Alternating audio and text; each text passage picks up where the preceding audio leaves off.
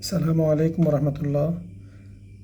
عن عبد الله بن عمر رضي الله تعالى عنهما قال رسول الله صلى الله عليه وسلم: لا يؤمن أحدكم حتى يكون هواه تبعا لما جئت به.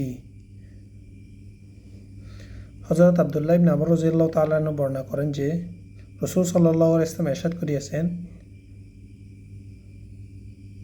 কোন ব্যক্তি ওই পর্যন্ত কোনো ব্যক্তি ওই পর্যন্ত পূর্ণ ইমানদার হতে পারবে না। কোনো ব্যক্তি ওই পর্যন্ত পূর্ণ ইমানদার হতে পারবে না যতক্ষণ পর্যন্ত তাহার মনের খাহেশসমূহ আল্লাহর আনিত দ্বীনের অধীন না হইয়া যাবে। অর্থাৎ রাসূল সাল্লাল্লাহু আলাইহি ওয়াসাল্লাম ইরশাদ করিয়াছেন,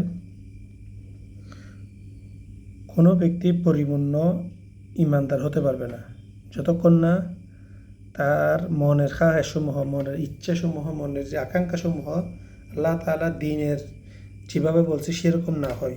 যদি আমার মনে যেটা চায় সেটা করলে হযরত আব্দুল্লাহ ইবনে আমর রাদিয়াল্লাহু তাআলা আনহু বর্ণনা করেন যে নবী করিম সাল্লাল্লাহু আলাইহি ওয়াসাল্লাম ইরশাদ করেছেন, কোনো ব্যক্তি ওই পর্যন্ত পূর্ণ ইমানদার হতে পারবে না যতক্ষণ পর্যন্ত তাহার মনের খাহেশসমূহ আবার আনিত দ্বীনের অধীনে না হয়।